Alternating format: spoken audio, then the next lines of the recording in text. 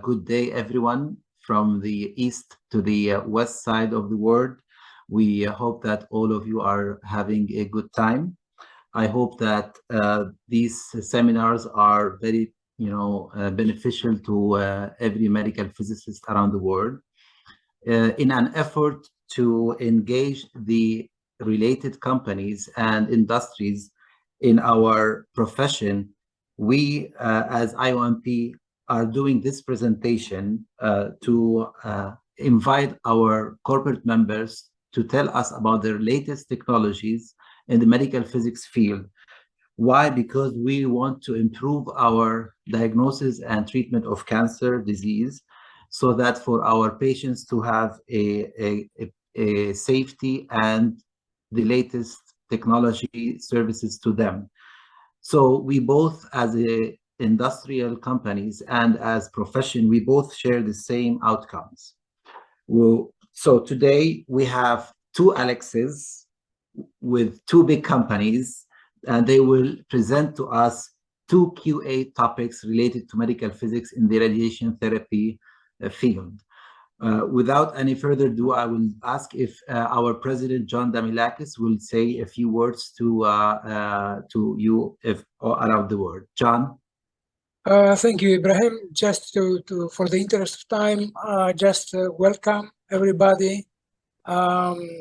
This is an important webinar, and the topic is great, and also a great opportunity to welcome our corporate members.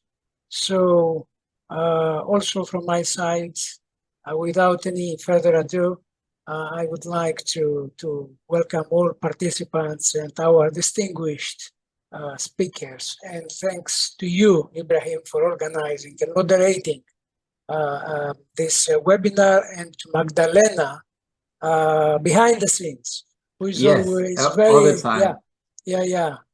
very, very active. Our Secretary General, Magdalena Stoeva. So yeah, that's all from me. Okay. So the first thing, we would like to correct the name. It's not Alex. We will present the first speaker, Axel Hoffmann, who is the sales director for PTW in Freiburg, Germany. Axel is a biomedical engineer, our cousin, we say in our medical physics field. So he will present to us a topic about the PTW and VERIQA radiation therapy EPID 3D as the approach to the EPID dosimetry. Axel, the floor is yours. Hello, I hope everybody can see me. I will try to share my slides, and thank you for the opportunity to tell a few words about PTW and our latest development. So now the first challenge is pick the right screen.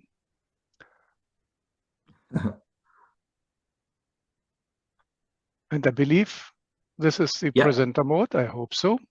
Yeah, we can see your presentation. Okay, thank you. So beside the thank you to the organizing committee, I'm very honored to tell to so many people. I do not remember when I have done this the last time. Unfortunately, we are not in the same room, but anyhow.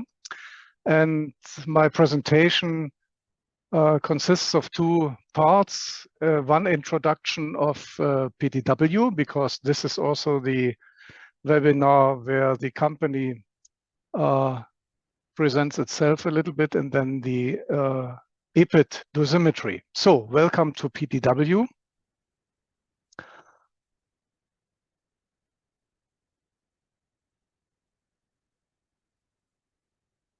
Yeah, this is the first slide, or the second, let's say. So all the past 100 years, we have tried to make radiation safer. So we celebrated 100th anniversary last year in Freiburg, Germany, where the company is based. So we have quite some experience in the field of dosimetry.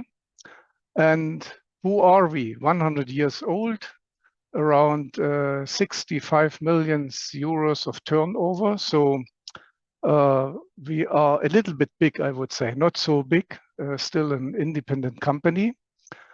We have a very big production depth. This means for our hardware, we buy profiles and sheets and stuff like this, and we mill and drill it and assemble everything here in PTW.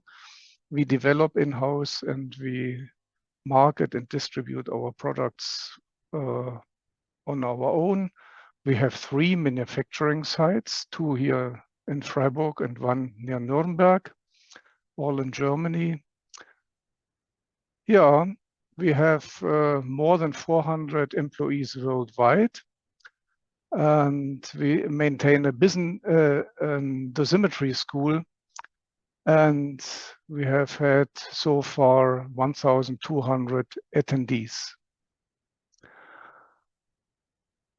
We call ourselves a leader in dosimetry. So most of the participants today, I believe at least, would know PTW from the field of radiation therapy, but we are busy in diagnostic imaging and metrology solutions also. Metrology solutions means that we equip metrology labs worldwide to make them fit for calibration of radiation detectors. So quite different business fields. Here you can see that our biggest share is radiotherapy with water phantoms and detectors and electrometers and everything you can imagine for dosimetry. And for imaging, we have quite a famous system. It's called Diamentor, which measures the patient radiation load during an X-ray examination. But we have also lots of phantoms for imaging and bone densitometry and PET SPECT and micro CT. So this is our other big business field. But by far, radiation therapy plays the most important role. Who works in radiation therapy may have known already or seen or work with products from PTW, water phantoms like, for instance, BeamScan or BeamScan MR. Then we have for the patient plan verification, Octavius. We have Ruby as a phantom. We have VERIQA, of course. VERIQA is the second topic here. We have our electrometers, and we stepped already into the field of data management to present measured data in a way that you can make your QA very efficiently.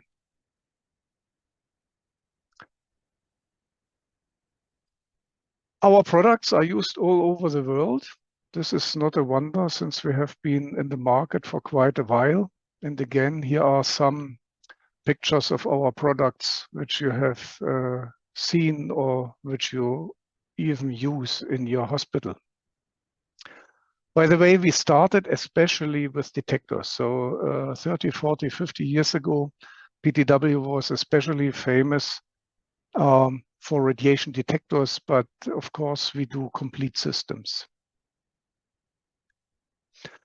Location of our head offices. One is in Freiburg, Germany. This is close to Switzerland and France. And then we have a manufacturing site in Umkirch. This is near Freiburg. And we have acquired a company called QRM, a small company with less than 15 people, 12, I believe. And they manufacture phantoms, standard phantoms, and they make also phantoms to order for the purposes the customer would like to have it. Here you can see the countries where we have subsidiaries. One is the US, one is Brazil, then China and Asia Pacific, India, Russia still. It's a little bit cumbersome these days, but still it works. And then we have subsidiaries in Spain, France, the Netherlands, and in England, or the UK, better to say. This is our portfolio, the turnover by region. So you can see that we are well positioned in Asia Pacific and in Europe, Middle East also. And key accounts, just to tell, this is what we sell to Varian, to Elekta, to Carl Zeiss. We manufacture in PTW. We have no subcontractors who make, or nearly no subcontractors who make complete products for PTW. So we have a large assembling area, and we have a big workshop. Our big production depth is our strength. It requires us to maintain a good level of know-how how to manufacture products. Here are some photographs to show how we do it in our workshop. We have a lot of experience to machine plastics and steel and aluminum and even industrial high-density graphite and even amber are materials we use in our production.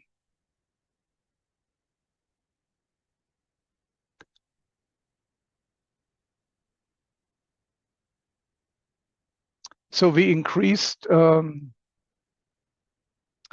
our area where we have offices and production areas quite significantly in the past 5 years. We have now 20,000 square meters. We operate photovoltaic system producing 255,000 kilowatts hours per year. And we increased our R&D department over the past 5 years by 50%. This is significant. We develop more software products, and software products need programmers. And so we have more people busy in the development department. But it is not only the products. What we offer, we have quite a bunch of offers for our customers. So we have service agreements for hardware and software. We have big technical support and repair department. We install the products on site. We train the customers. We have for complex education topics a so-called Dosimetry school. So we have a department for that. We have a big calibration lab. And we offer our customers more software-based access to PTW. PTW's calibration lab is a secondary standard calibration lab. We are bound to our primary calibration lab, national calibration lab in Germany, the PTB. We are the PTW. We are member of the SSDL network of the IAEA, and with 12 gamma and X-ray calibration benches, we perform 12,000 calibrations per year. Considering that one calibration consists of several calibration points, we make certainly more than 30,000 calibration points per year. That's quite a lot. We work in 2 shifts in the calibration lab. And for the training of complex topics, this means applications, how to do dosimetry, providing tips and tricks for dosimetry.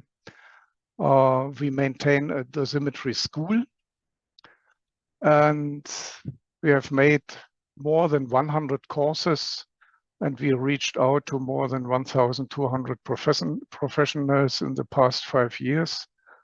And there's a good thing, and we have quite a lot of participants in that school. We work together with reference sites. Here are examples from companies.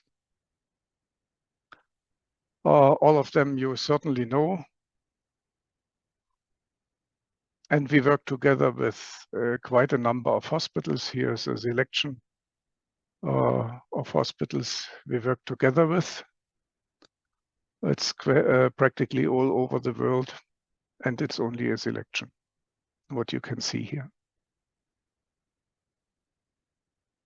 So now we are with the second part of the presentation. I would like to present a software tool, which we call VERIQA RT EPID 3D. This means we acquire EPID images, process them, and we use the images with a more or less complex approach. We use the images for dosimetry and for patient plan verification. And the tool to calculate the dose distribution is a Monte Carlo algorithm. And this is a powerful partnership, let's say. And the lady on the picture is the product manager, unfortunately not for VERIQA, she is for water phantoms, but she is the one who can climb. So this was a real picture, and she climbed up, and we took this as a presentation for a powerful combination. So what will VERIQA RT EPID 3D be? This product will be launched next year. We have a fully automated and integrated 3D EPID dosimetry solution. It can be used for pre-treatment patient plan verification and in vivo. We tailored it so that our customers can detect clinical relevant errors easily. It is comprehensive. It provides a visual check. It provides dose volume histograms and gamma histograms. We present our dose in the patient anatomy. The back projection algorithm we use is well proved. We work together with the NKI in the Netherlands. And it is a fully automated workflow. We want to do it as easy and as efficient as possible for our customers. Data can be tracked in a software which we call TrackIt. TrackIt stores measurement results and evaluation results from all products of PTW so that you have everything in one suite.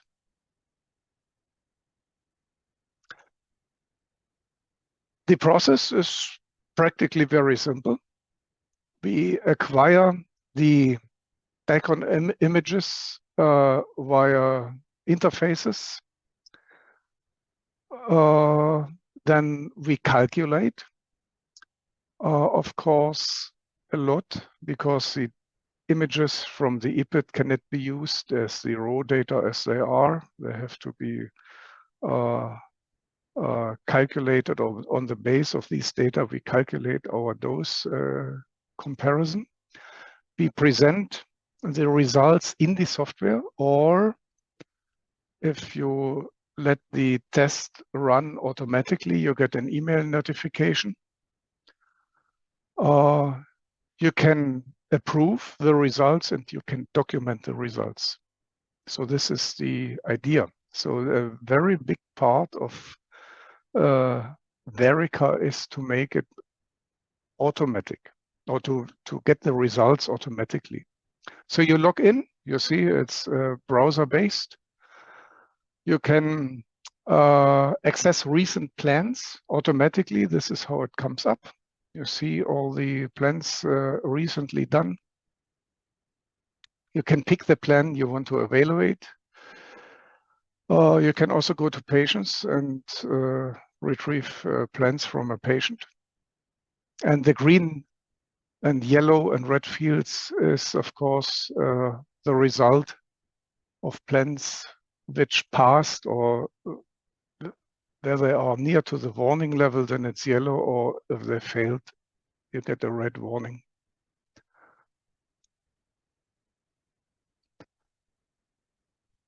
For each patient, you get an overview of all treatment plans in a summarize, so that you have a good overview.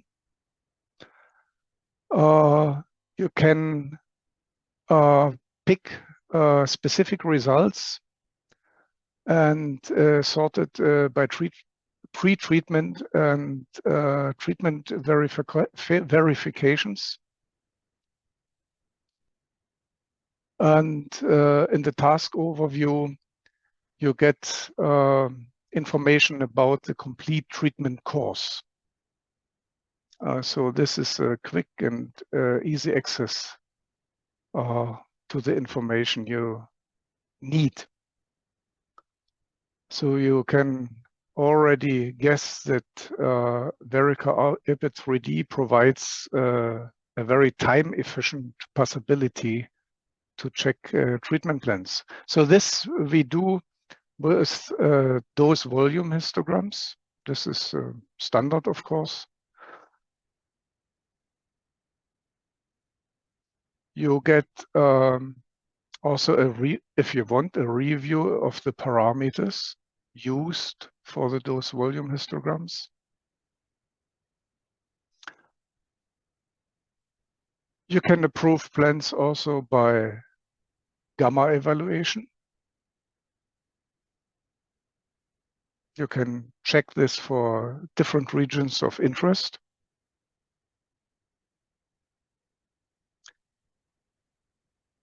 And you get, of course, a graphical presentation as you did before with the dose volume histograms.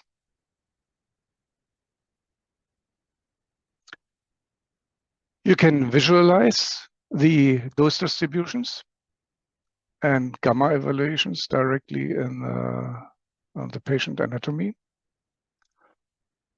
And you can export your data to our software TrackIt. TrackIt, again, is a software where you can store all measurement and evaluation tests and all manual tests for QA purposes in the radiation therapy, so that you have every test, every check, every measurement result in one software, where you can see when you have done it. Did the test pass? Did the test not pass? You can make comments if you have a point outside the limits, and you can retrieve the data at any time. This is also something what works in the browser, so you can connect different departments and even different hospitals. So you can see our approach is in the ever-growing digital world of the radiation therapy departments. We want to offer our customers the possibility to get rid of paper. Back to VERIQA RT EPID 3D. So we make a true 3D patient dose reconstruction in the patient. You can measure without the patient for pre-treatment QA, without a phantom. We make sure that you can detect the clinical relevant errors. You can identify the source of the errors, and you can do this in a validated accuracy of a very good Monte Carlo algorithm. The algorithm is the SkyMocha algorithm, which we use.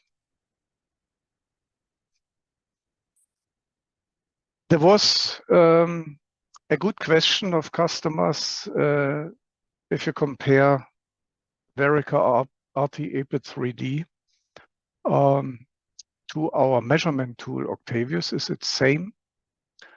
And we can say we could use our Octavius 4D system for the validation of our RT EPID 3D VERIQA software.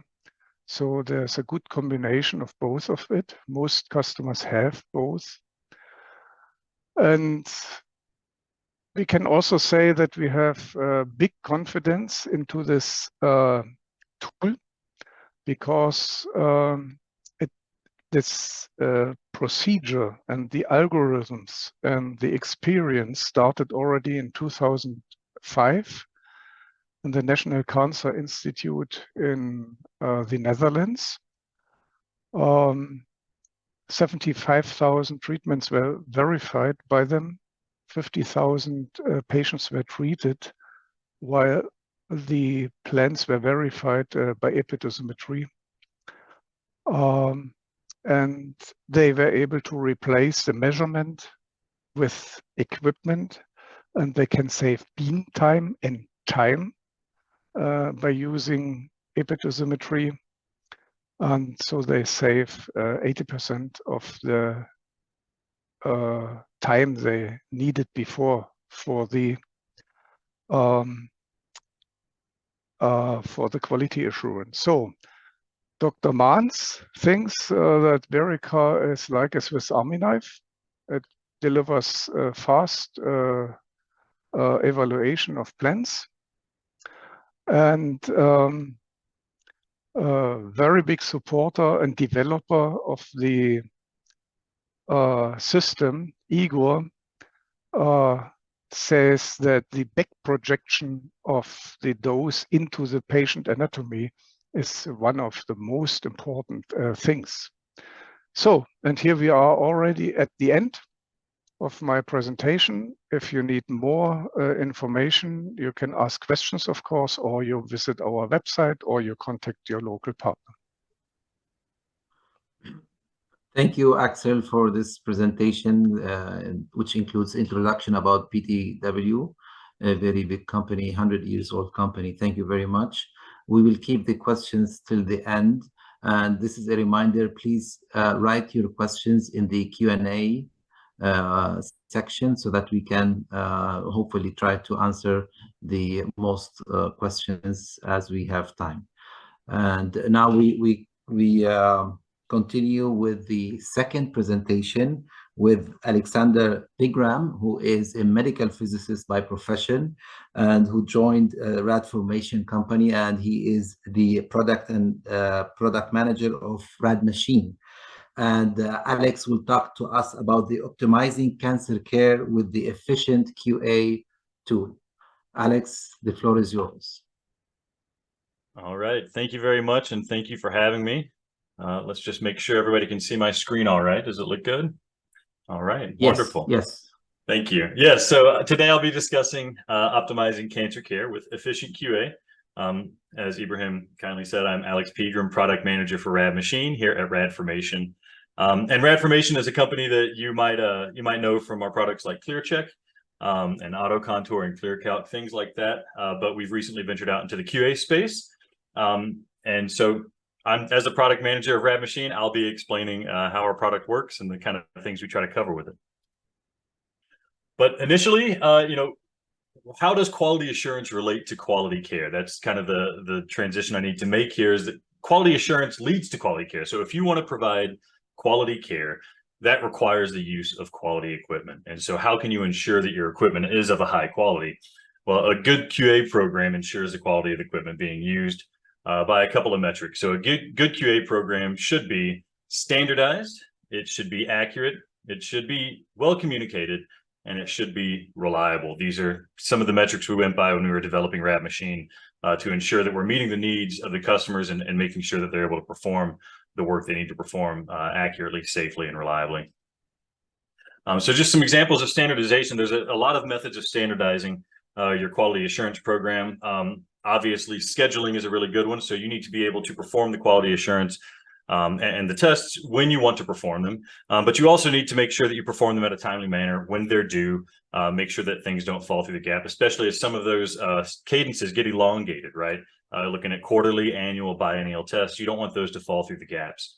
Other examples, of course, image quality. So as IGRT comes to the forefront of the field and other imaging modalities are relevant in the field, we need to make sure that our image quality is consistent across the board so that we're holding things to the same high standard. Equipment calibration is another important one. That's the one, you need to make sure that not only are your treatment devices calibrated, but the equipment that you're using to measure the output of the machine per se, that needs to be properly calibrated, and that behavior needs to be consistent as well. And then of course, trends and comparisons. So not only do you want to be able to trend your data on the same machine over time to make sure it's behaving properly over time, but you also want to be able to compare across machines to make sure that you have that standardization you're looking for, that machine A is working as well as machine B, and everybody's meeting that bar that you've set. Another example here, accuracy. So accuracy comes in a lot of forms. Output constancy, of course, make sure that the amount of radiation coming out of your machine is the amount that you expect, right? That expected behavior. Geometric accuracy, whether that be through imaging or whether that be through mechanical behavior, you need to ensure that that is accurate. The machine's going where you want it to go. The images you take are the size you expect them to be. The field sizes that you prepare are the appropriate size. Isocentricity, the radiation's going where you want it to go.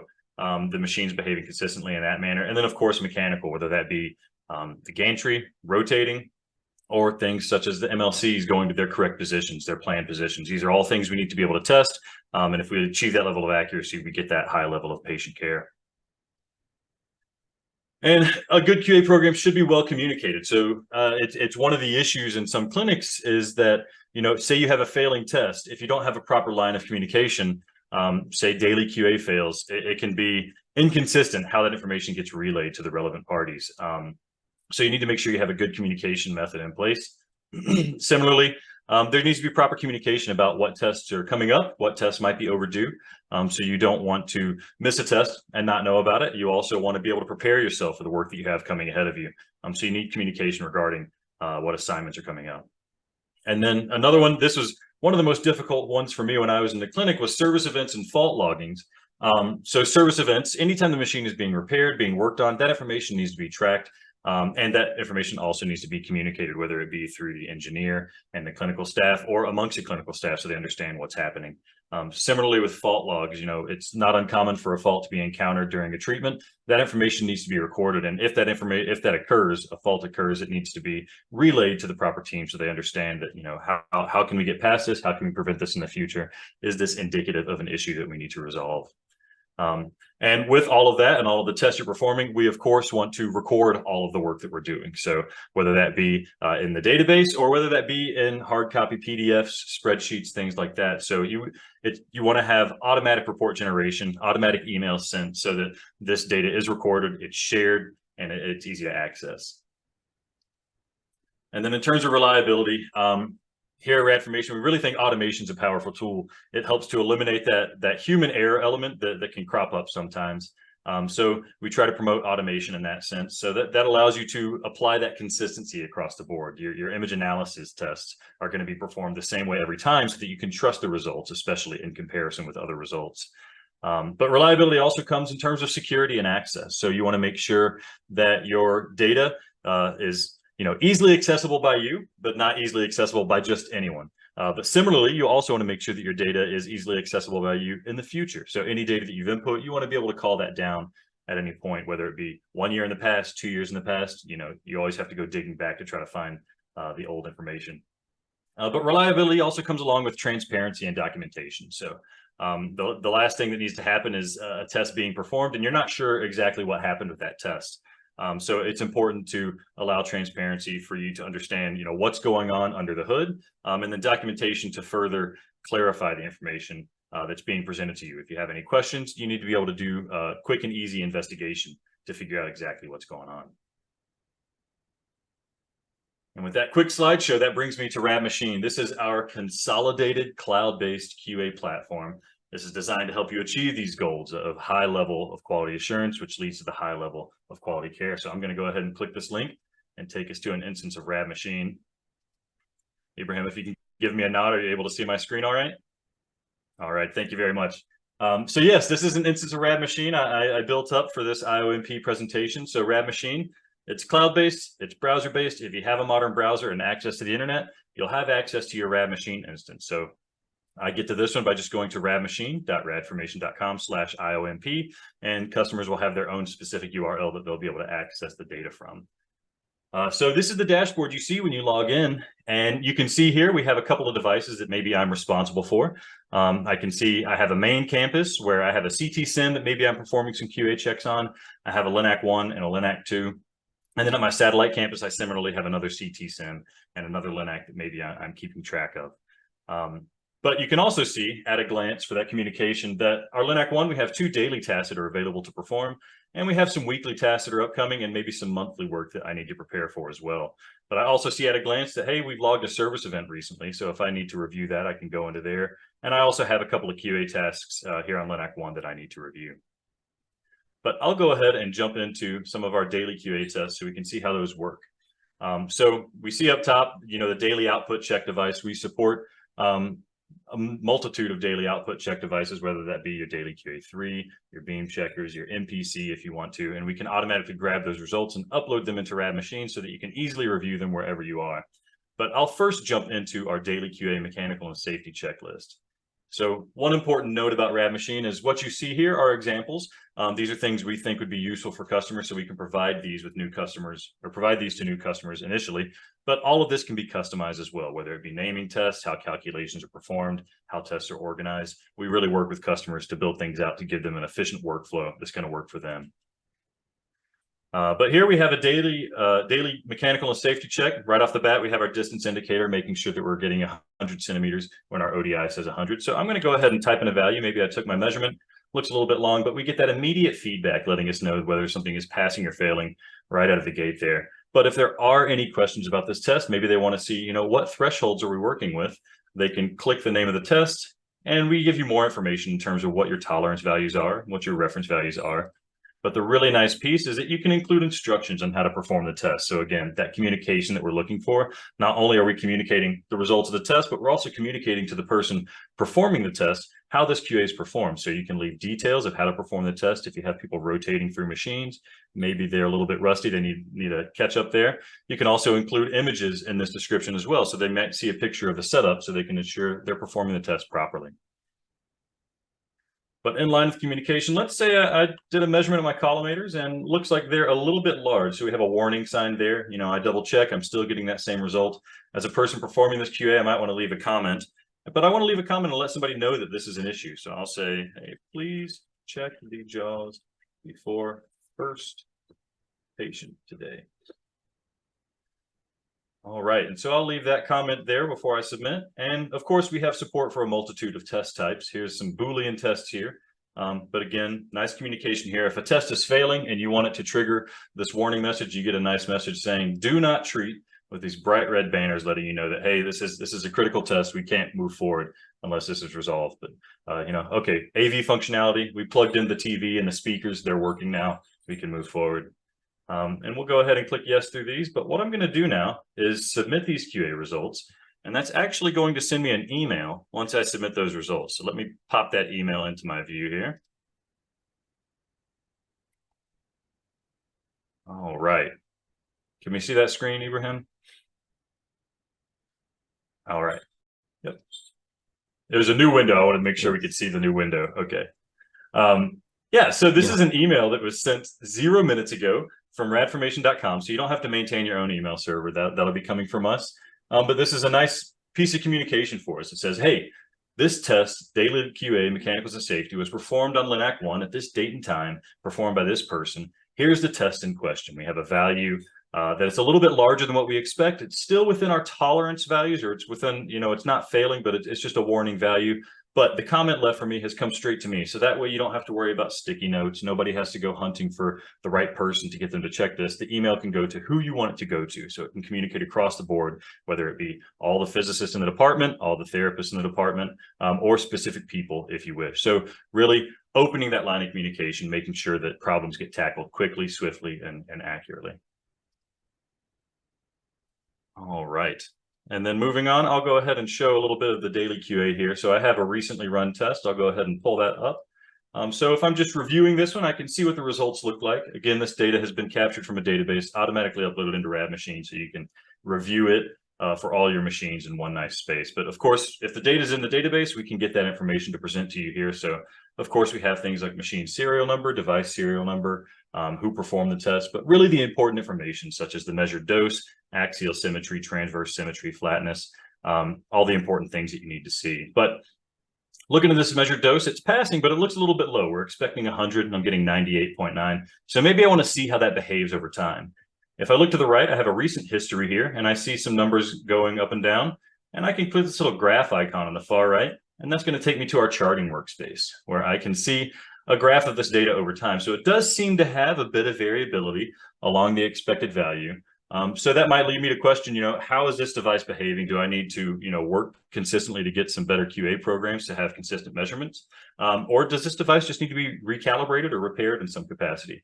So a nice way to do that is you can check another test doing a similar, checking a similar output and see how that behaves with this test. So what I'm going to do is scroll to the top and I'll select my weekly MPC test. And I'll check the beam output for that one as well. And since these have two different reference values, I'll go ahead and set these relatives to reference. I just want to see how these two tests work in conjunction with each other. And so if I generate this chart, I see, we have a longer history of our MPC test being performed, but that's a relatively stable and flat line there. However, my daily QA seems to have a lot more variability. So here I'm able to compare across two different tests to kind of get an idea of what might be the issue here. If we're trying to hone down that variability, what can we do to make sure that that gets resolved? So this would indicate to me, hey, maybe there needs to be better training. Maybe we need to be more explicit in how the setup works, or maybe I need to include a picture so they can see how to set up this device properly every time they run it. So we reduce that variability. But maybe, maybe I don't trust this MPC. I want to say, hey, I want to know how my MPC is behaving across multiple machines. So what I'll do is I'll go ahead and select LINAC 2 over here as well, and I'll do the same check, and I'll click Generate Chart. And so now I have a better idea that I can trust these MPC results because it's in line with the results for the same test on another machine. So this is just an example of how you can do cross comparisons across multiple tests on the same machine or multiple tests across multiple machines to give you confidence and making sure that all of your equipment is reaching that high bar that you've set for your quality assurance program. So if you have any outliers, if you get an odd result, you can always come into this charting workspace and compare it with another machine just to make sure that things are behaving properly. All right, I'll go back to our homepage here. Another nice feature of RadMachine is we do have support for ancillary equipment. So we think of things like electrometers, ion chambers, things that you're regularly getting calibrated, but kind of in a longer cadence. And it can be easy to forget when one of those things are coming up to be calibrated. So you can schedule tests for your equipment in this manner. So I'm going to go ahead and click into my farmer chamber. Maybe I got an email sent to me that says, hey, this needs to be calibrated in the next month. So we have a due date that's established for when that calibration date is going to be. I get that email, I click the link, it's going to take me to this equipment calibration test right here. And this is a simple test. Again, we work with customers to build these tests out how they want. If you like what you see here, we can of course just give that to you. But if you have particular tests you want to run when you get a piece of equipment calibrated, we can also incorporate that as well. There's a lot of flexibility here.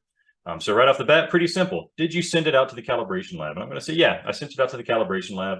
I'm going to mark this list as in progress, and I'm going to submit this result for now, and then wait. And one day that box is going to land on my desk. And when I get that box, I'll click this blue box, and it's going to take me to where I can continue and pick up where I left off. So I can finally get this new information input into my system. Was it returned? Yes. If you have a calibration certificate, of course, you need documentation to justify the values you're using. You can go ahead and upload that here. So what's nice is that now in the future, if I have questions about these values, or maybe I thought I input the wrong value, I'd be able to reference this document easily. Just go back into history, download it, review it. But in this case, we probably have an output value, maybe somewhere around 4.2, I don't know, 6.5, something like that for our NDW Q0 value. And then we're performing a test with your last calibration just to make sure that it hasn't jumped greater than 5%. So again, we're trying to get that consistency, right? If you see too large of a jump between calibrations, that's going to give you an indication that, hey, maybe something's changed with my chamber. Maybe I need to investigate this. Hopefully it's not broken. If it is, you need to get it repaired or get a new chamber.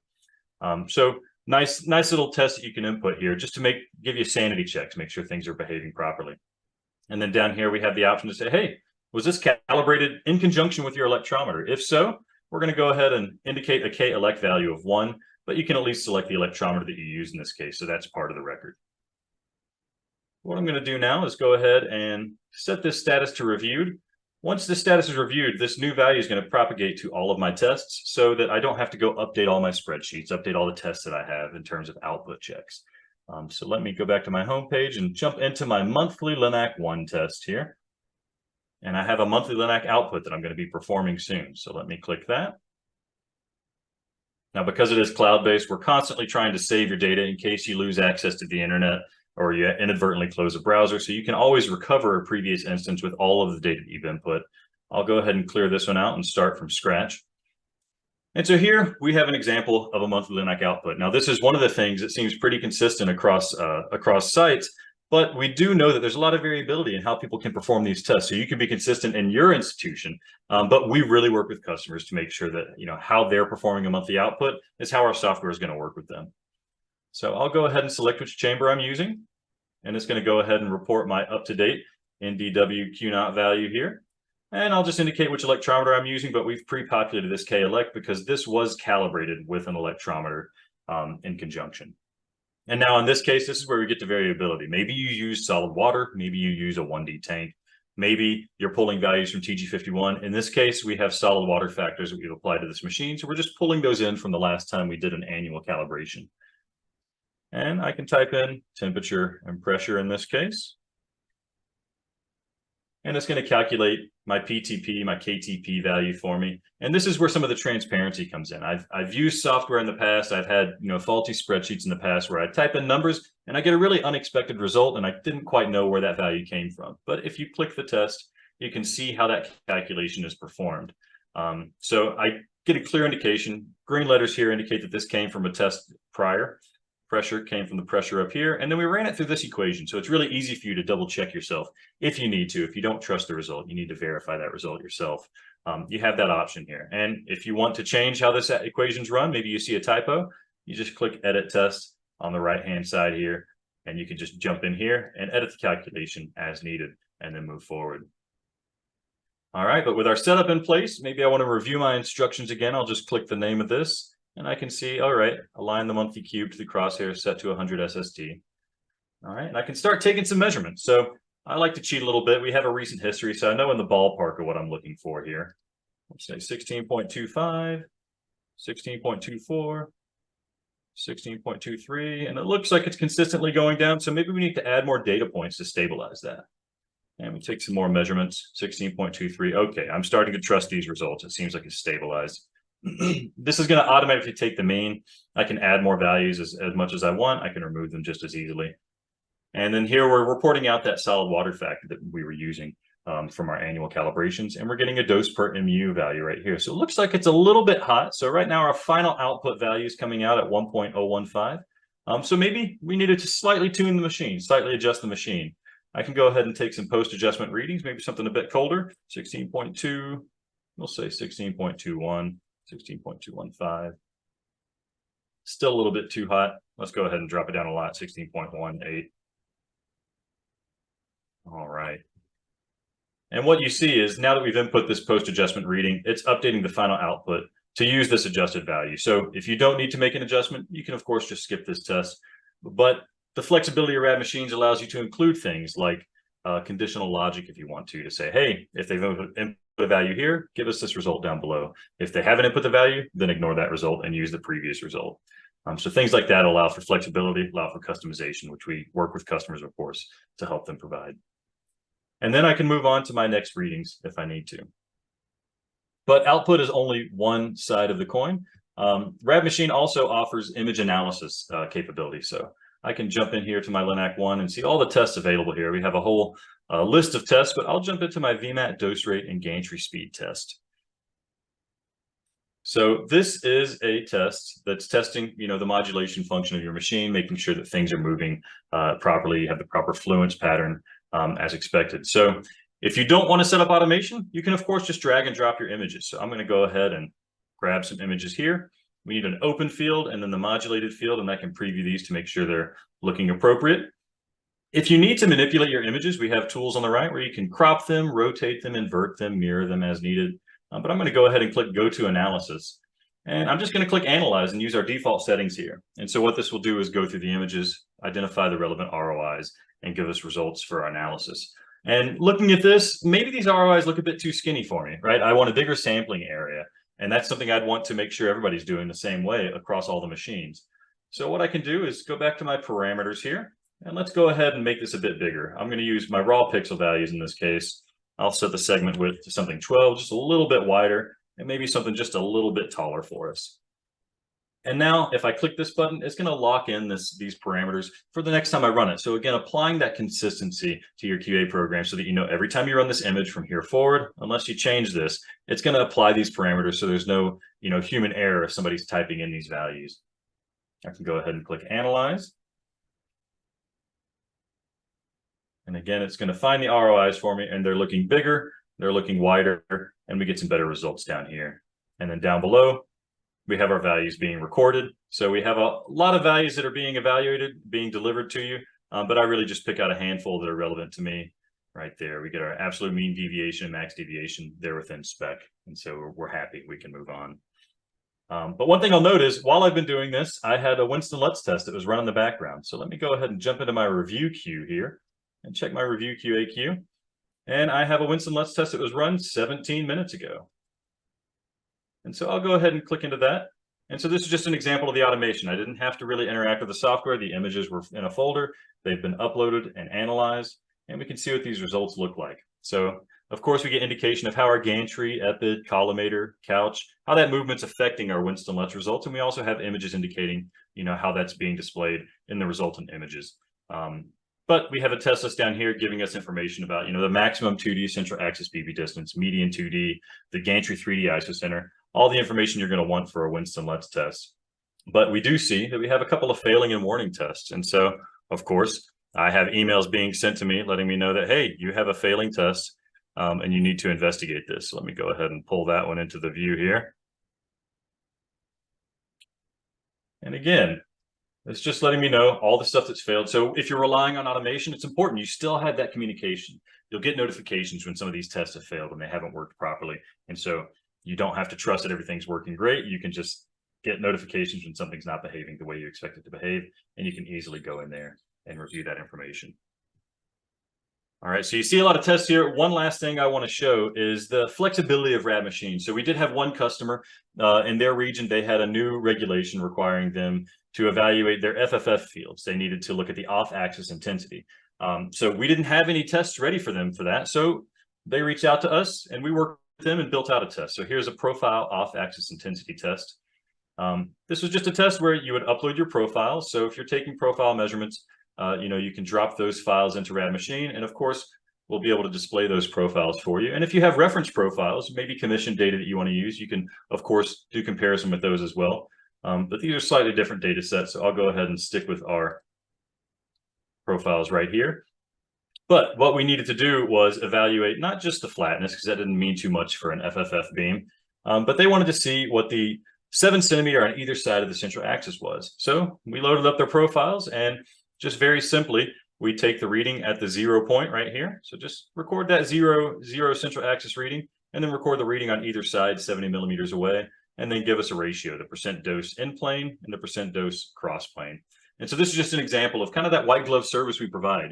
If there's a test that you need to perform and you can't perform it, we work with customers to make sure that they're able to perform all the tests they need, and they have the support that they need to get their QA program running efficiently and smoothly. And with that, I want to thank you very much for attending the talk and letting me talk about RadMachine. I get excited talking about it, so thank you for your time. Thank you very much, Alex. It was a very interesting topic, as well as Axel topic. Now we have, I believe, almost 5 or 6 minutes for questions. I would review some of the questions. We don't have enough time for that, but I will make sure if we can send the questions to the speakers, we can post the answers also as well into the website. Let me see. A question for Axel. One of the questions says, which gamma passing criteria does the software use for the dose evaluation? And does it have an option if the user wants to select different criteria? Yep. Axel? So there's not only one. Can you hear me? Can you hear me? Yes. Yes, go ahead, please. Okay, good. So we have different options for the gamma criteria. The one is, of course, the dimensional distance and the dose corridor you use, and you can use also different methods, which gamma criterion is counted as valid or not, depending on whether you're in the right zone or just outside but nearby.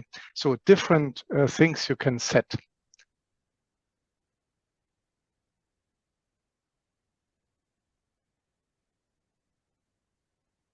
Okay, good. And we have another question to Alex about image analysis. Can we reduce the image noise through RadMachine? So there are certain functions in there for filtering if necessary, and then if you are savvy with scripting, you can work through if there's Python tools available that you might have. You can of course do further work on the DICOM images. Natively, there's not necessarily noise reduction, but of course you can adjust Hounsfield unit values and things like that. But it's more of a image analysis tool and not necessarily an image manipulation tool, unless you have some of that tech. And that tech savvy nature. And of course, if there's a way, we're going to work with you to find that way. Good. All right, another question for Axel. How does the AAPM task group 307 apply to VERIQA? For the good question, I do not know. I only know that we follow one recommendation for EPID dosimetry by AAPM.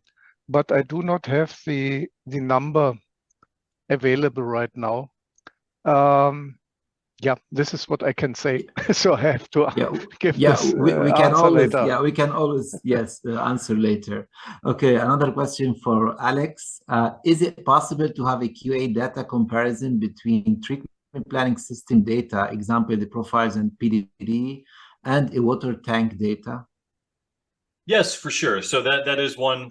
The example I briefly showed. So, yeah, you compare the treatment planning with the.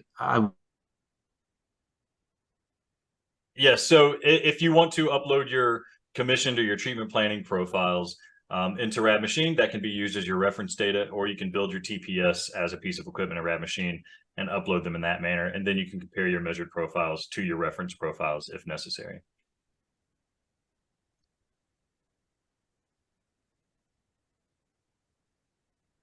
Hopefully that answered the question.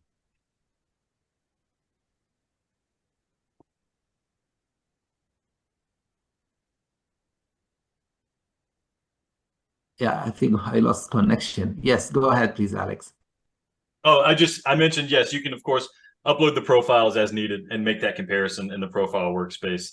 And even do, if you want to do some extra Python fancy stuff, we can work with you to get you a test built. It's going to make that comparison. Okay, good. And we have another question for Axel.